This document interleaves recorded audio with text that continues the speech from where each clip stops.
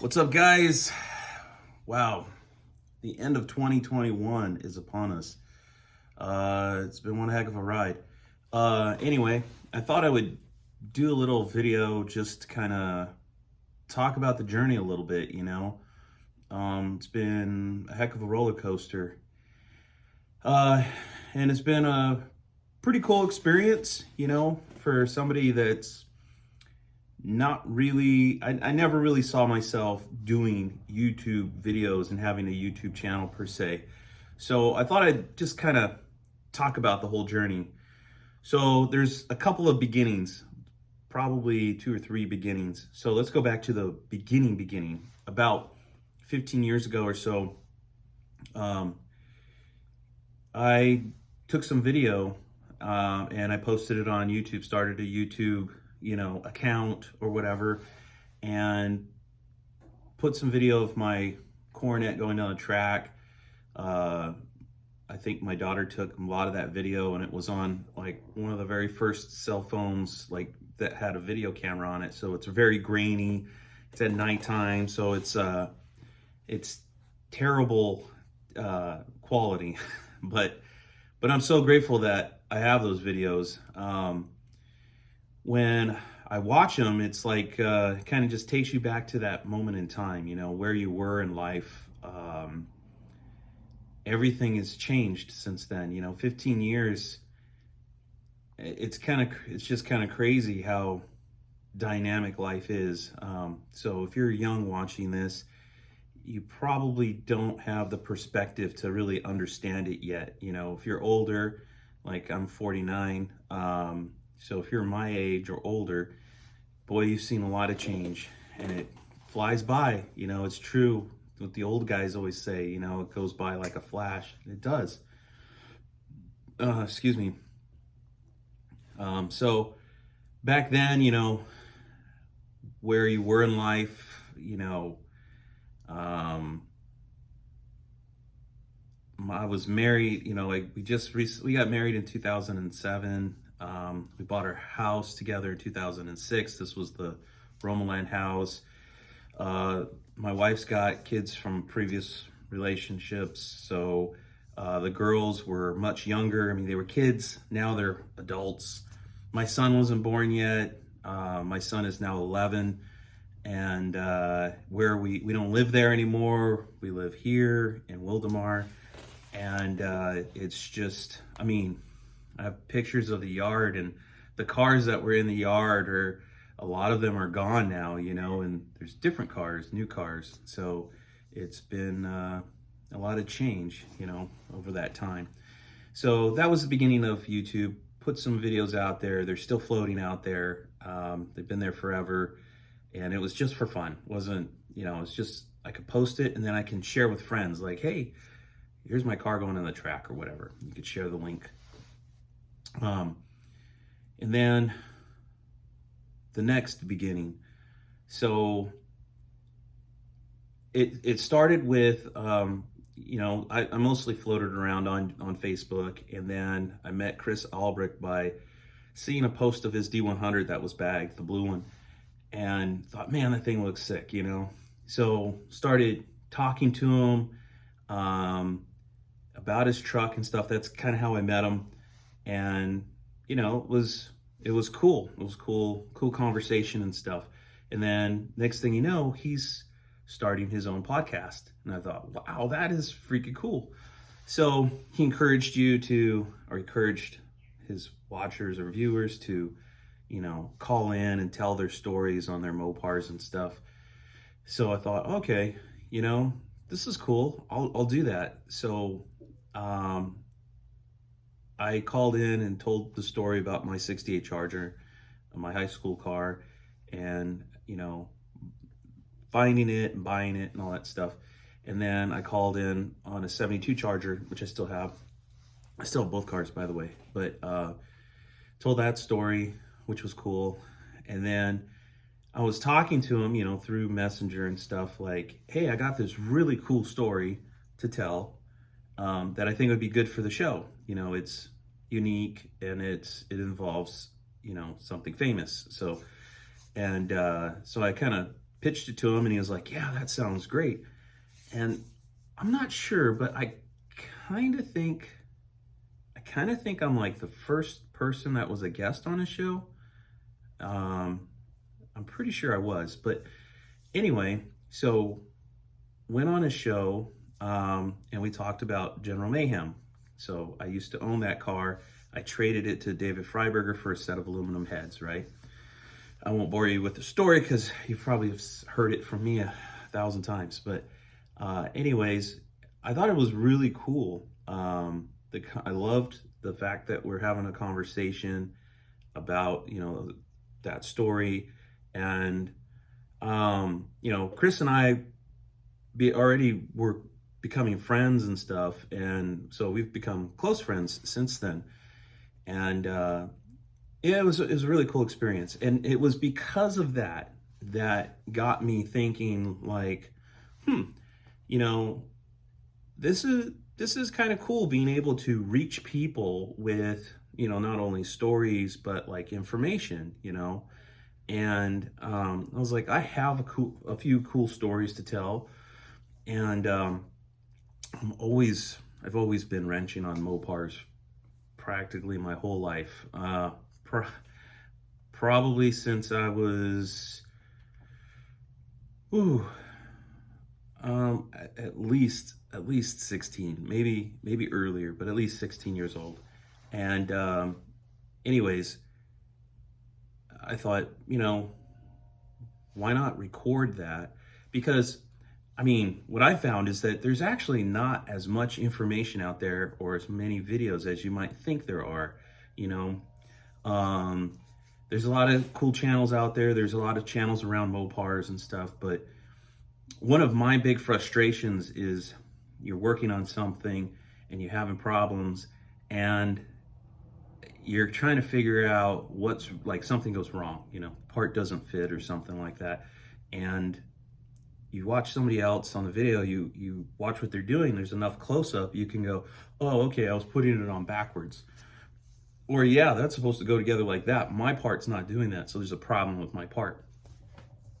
So there's a balance there, because you don't want to be so detailed that it takes a ton of time to show the video and people won't watch it, but you want to be detailed enough that people can watch the video and understand exactly how parts are going together. And then I would try to throw, tips out there, because a lot of times there's things I've learned along the way, like, this is how I do it. There's 1,000 answers to every problem, but this is the answer I came up with.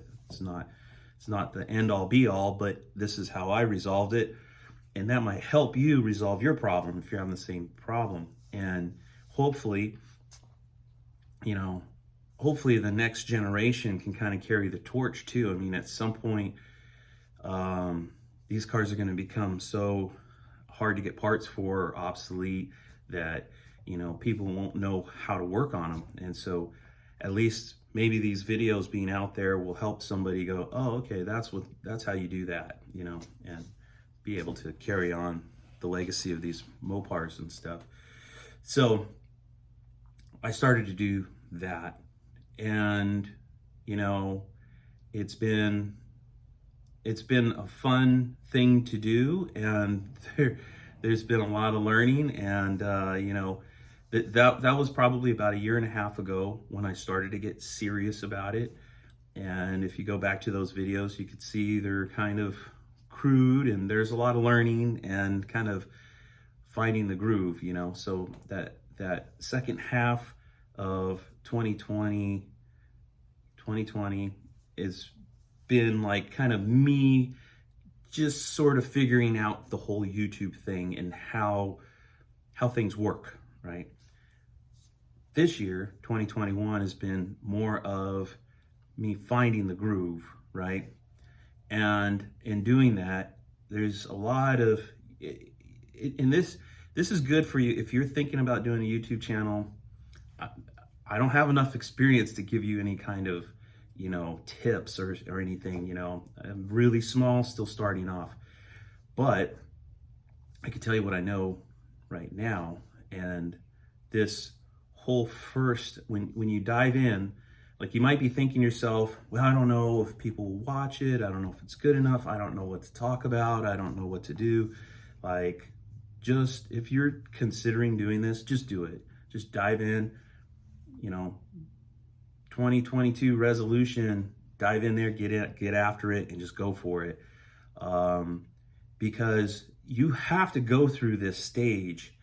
You might think, well, I'm not ready. You know, I've got to figure some things out. I got to get a good camera, or I got to, I got to figure out how to post videos. I got to open an account. I got to do this and do that. First, like, just go do it, because the best education is just walking through it and figuring it out, So 2021 for me is just figuring it out. You're just doing it, finding my groove, and making a lot of mistakes, or getting a lot of discoveries along the way, figuring things out in the sense of like, well, that was a big mistake. I wish I'd done it this way now. But now so the next time around, it'll be better than the last time around, So just an example. So I put a lot of stock into getting my dad's charger ready for the duct tape drags, right? And I didn't have enough money, and I didn't have enough time. In the end, I borrowed about $15,000 from my 401k, went after the car hardcore. I tried to save where I could, and still I burned about 15 grand to get the car where it is, and it's still not done. And went to the track. Now, why did I put so much effort into all this? Well, like I told you, General Mayhem, Freiberger was actually, he had bought General Mayhem back. He's pulling the Hellcat motor out. He's dropping in a 440. And, this was a mistake on my part. I made some assumptions because, duct tape drags used to be zip tie drags. And zip tie ended because of all the COVID stuff. And it was tied to Motor Trend. Motor Trend kind of broke their ties. Tucson Track wanted to keep doing that event, and so they got with Freiberger and they came up with duct tape drags. It's just at Tucson though, and whereas before I think it was on several tracks around the country.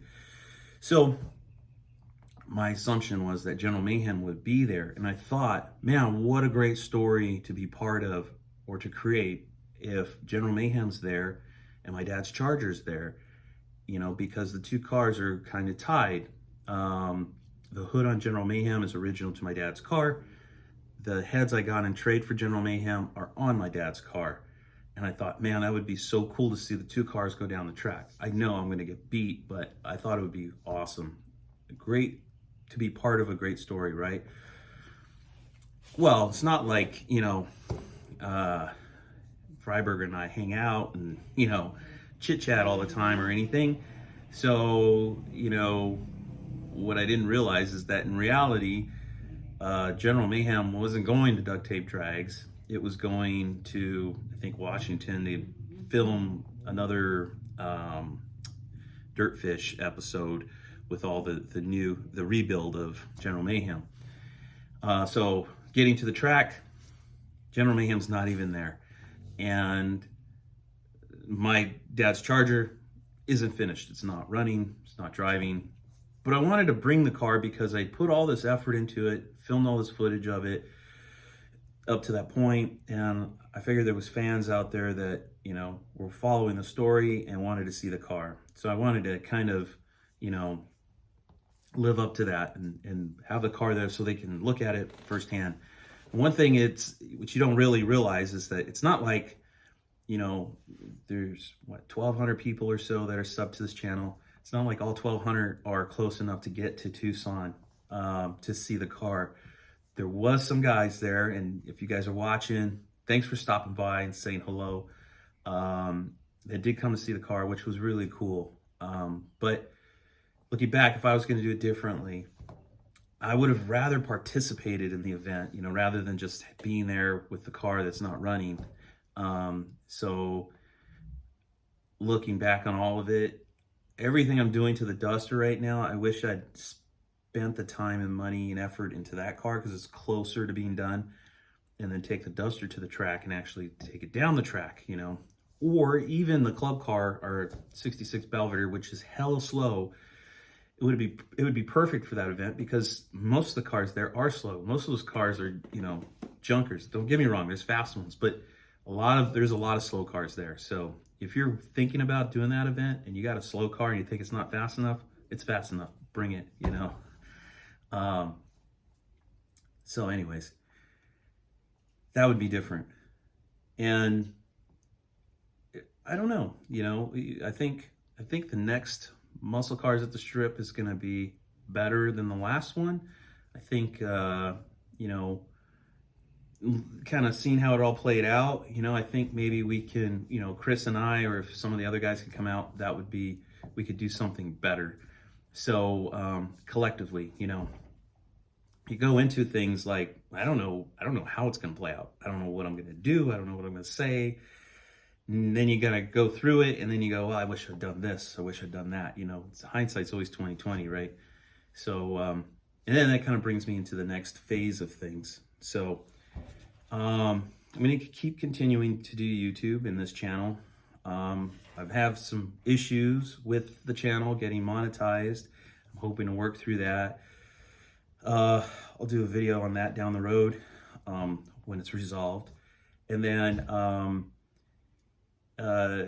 you know, a few of us guys have gotten together. You know, another great thing about this experience is that it's exposed me to a lot of new people, you know, even though it's through media, not face to face in a lot of cases. It's been great to basically become friends with a lot of people you normally wouldn't have ever come in contact with, you know. And you guys know who you are, wherever the little camera is. You guys know who you are. You guys are great. There's, you know, I've heard other YouTubers talk about their guys. There's always a set amount of guys that are always watching. They're the faithful. They always make comments. You know, they're kind of like part of the team because they're so involved and they participate so much in all of your videos. They kind of help shape the channel, I think, you know, because they're the guys giving you the feedback as far as what you need to fix, what you need to change, you know, or, you know, positive feedback, like that's great, this is what works. You know, you get that vibe and you get that feel. So they are your feedback, basically. You know, and you feel like, I mean, they're the guys that if they lived a block away, you'd go hang out, have a beer with them and shoot the shit about Mopars, you know. So those guys have been great. And then it's also exposed me to some other guys like Chris Albrecht. I mean, that was through Facebook, but the DIY Hemi guys, Blake and Mike, and the Matt Fro Monroe Show, Matt and Chris, all of us have we've kind of teamed up and we've been each other's support over this last year or so. And it's spawning a new thing. So we are now collectively the Motley Crew of Mopars. So go check us out on Facebook. It's very new. It's very much in its infancy, but there's going to be some cool stuff coming out of that, I think. And it'll be interesting to see how that evolves and what gets spawned from it. So I'm going to be doing some exclusive stuff there, I believe. There's some stuff I'm going to be posting there first, and then later we'll post it on the Jonny Mopar channel as well.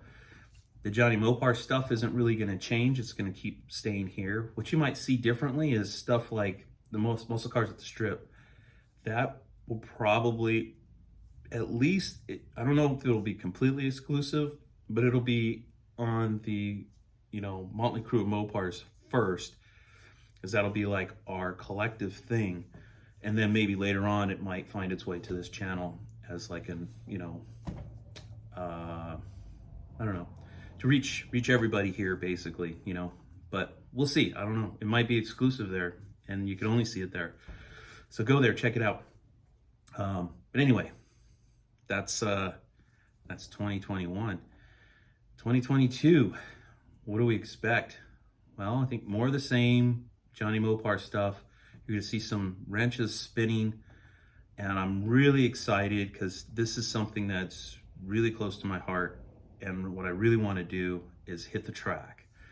And other than the really old 15-year-old videos of the cornet on the track, you haven't really got to see anything, you know. I haven't really gotten to participate in anything like that, other than going to the track and watching some of my friends run.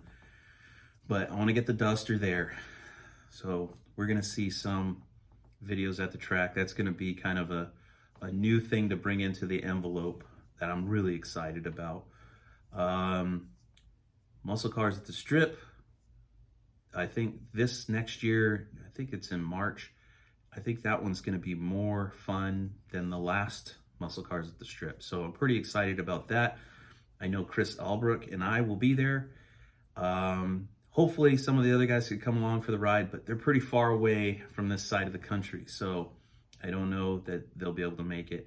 And then there's going to be events on their end of the country that you'll get to see on the Motley Crew of Mopar's channel on Facebook, which, you know, I'm pretty excited to check out. I don't know that I'll be able to participate in some of those because it is so far away. But anyway, stay tuned. Thanks for coming along for the ride, guys. I really do appreciate you guys watching, commenting, liking, sharing. You know, if you guys have feedback, I don't get butthurt. You know, if there's something you think, it doesn't mean I'm gonna do what you're asking, right? Because you know, you're never gonna make everybody happy. But some things have been good. You know, like I've got comments early on when I started adding music, like, hey, the music's too loud. You're talking at one level, and they'll turn the volume up to hear me, and then the music comes on and it's like tenfold, you know, and I didn't realize it. So I've worked on that to try to get it all kind of even as possible. So if you got any feedback, be sure you let me know. All right, that's it. 2022. It's going to be a hell of a ride. Make sure you buckle in and you go along for that ride. And also go to the Muscle Car, not the Muscle Car. Yes, go see Muscle Car Madness, Ruben. Muscle City Madness, my bad. Sorry, Ruben. Go check out his channel. But I was gonna say, go see the Motley Crew of Mopars on Facebook. Follow us. See what's gonna come about. It's probably gonna be a little slow getting started, but I'm pretty excited to see where it goes. So hopefully you join that ride as well. All right. See you guys. And Merry Christmas and Happy New Year. Well, Merry Christmas. Christmas happened a few days ago, but New Year's coming up.